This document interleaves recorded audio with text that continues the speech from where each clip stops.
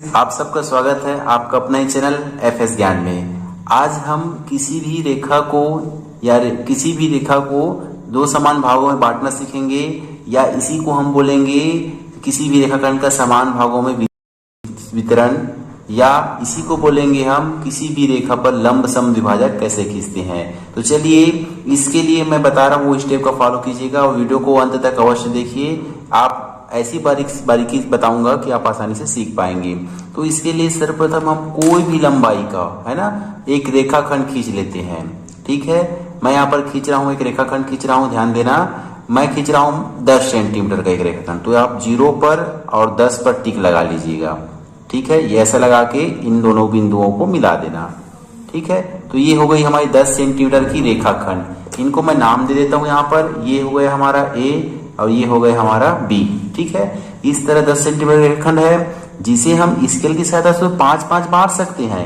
यहाँ से यहाँ रख के 0 से 5 तक 5 सेंटीमीटर अलग और 5 से 10 तक 5 सेंटीमीटर अलग। लेकिन हम इसमें लंब भी खींचना है और इसे समद्विभाजित भी करना है। ठीक है, तो इसके लिए मैं उपयोग करूंगा मेरा प्रकार। ठीक है, इस प्रकार की सहायता से हम क्या खींचेंगे, इस रेखा पर लंब भी डालेंगे और साथ ही साथ समद्विभाजित भी करेंगे। मतलब 5 यहाँ से मेजर कर जब मापेंगे तो देखना कि एक ऐसी रेखा हमें प्राप्त होगी, या किरण जैसे बोल दें, या रेखा ऐसी प्राप्त होगी जो इस रेखा को है ना, इस रेखाखंड को दो समान भागों में बांटे। तो इसके लिए आप ध्यान दीजिए, अपने प्रकार को इस प्रकार फैलाना है कि ये जो 10 सेंटीमीटर मैंने लेना, तो ये हो गया हमारा लगभग आधा दिख रहा है। तो आधा से अधिक लंबाई तक फैलाना है बिना माप के भाई, है ना। तो आधा हो गया, आधा से ज्यादा कर दिया हूं मैंने। तो उसके बाद इनको ए को केंद्र मानकर है ना इस रेखाखंड पर चाप काट देना। कट गया ये। इसी चाप को लेकर बी पर केंद्र मानकर है ना इसी रेखाखंड को फिर काट दिए, ये कट गया हमारा। अब जो बिंदु जहां पर कटा है, ठीक है, इसको एक बार थोड़ा सा मोटा कर देता हूं, लीजिए। ठीक है, जो दो बिंदु कटान बिंदु प्राप्त हो गए, अब इनको बारी बारी से केंद्र मानकर, अब चाहे तो इस माप को छोटा बड़ा कर सकते हैं। ठीक है, लेकिन मैं वही माप ले रहा हूं। तो ऊपर चाप काट दिए इस तरह से, और नीचे भी आप चाप काटना। ठीक है, इस तरह से। अब उठा लीजिए इस प्रकार को। अब जहां रेखाखंड की दूसरा जो चाप कटा है वहां पर केंद्र मानकर पहले काटे चाप को बारी बारी से काट देना है। कट गए, देखिए इस तरह से, है ना। और जहां जहां कटा हुआ है उनको आप सबसे पहले क्या लगा लेंगे, चिन्हांकित कर लीजिए, बिंदु लगा दीजिए। क्योंकि इससे आप क्या है, स्केल जब रखेंगे तो आपको रेखा को, जो भी आप रेखाखंड खींचेंगे वो सुविधाजनक जाएगी। ठीक है, या रेखा खींचेंगे वो सुविधाजनक जाएगी, एक सीधी लाइन प्राप्त होगी। तो इस तरह से दोनों बिंदुओं को मिला लीजिए, और ये जो मैं खींच रहा हूं वो हो गई हमारी एक रेखा। ठीक है, इनका दोनों तरफ आप निशान लगा दिए तीर का।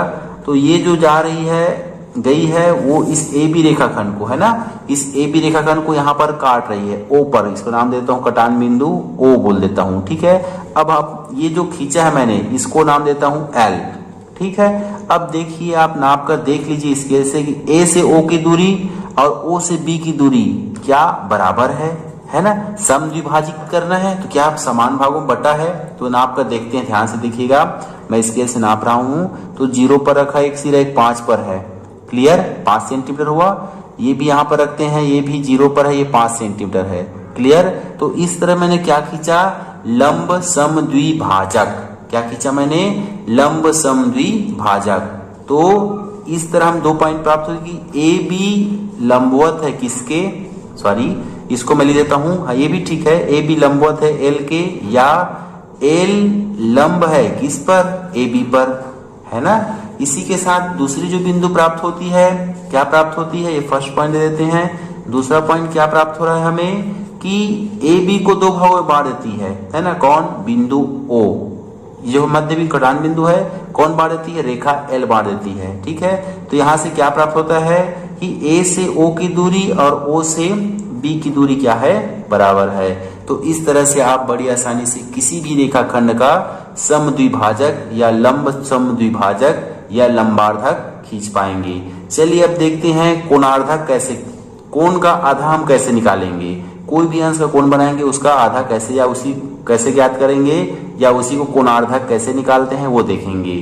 देखिएगा, सबसे पहले किरण खींच देंगे, इसको ओ से, है ना, स्टार्ट करते हैं, मैंने किरण खींच दिया, इसका नामकरण कर लेते हैं। ये है हमारी प्रारंभ बिंदु, एक सिरा O, और ये किरण है हमारी X, ठीक है।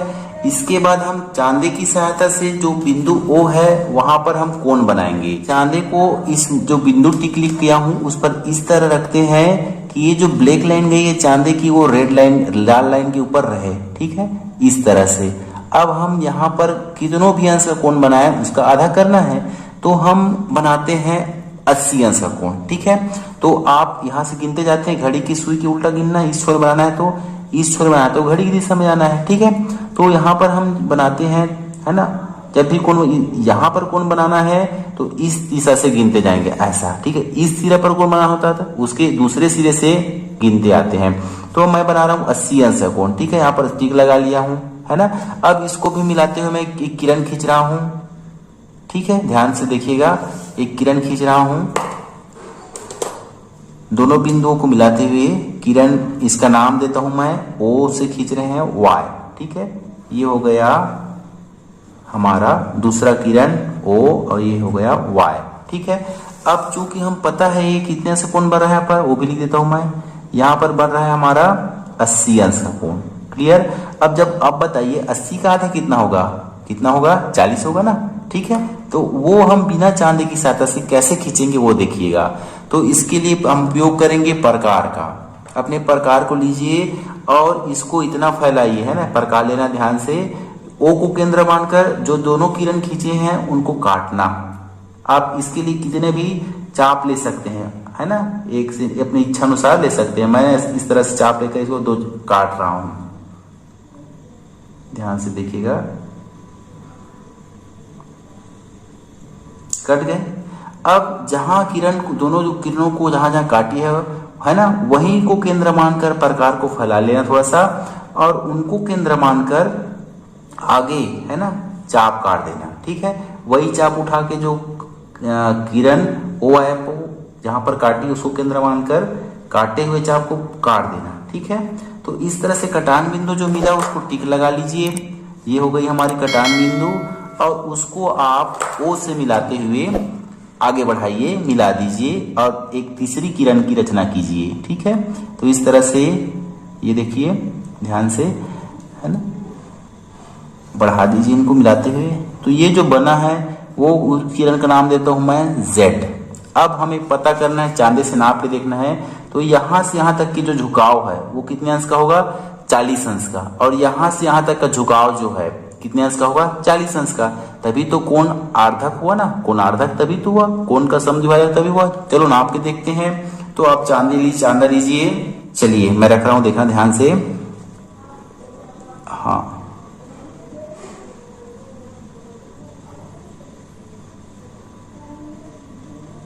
ठीक है, ये हो गया हमारा, ठीक है। 80 अंश का पहले बनाए थे। अब यहां से यहां देखिए, यहां से यहां तक का 40 अंश है, 10, 20, 30, 40 यहां तक। अब यहां से नाप सकते हैं, ठीक है।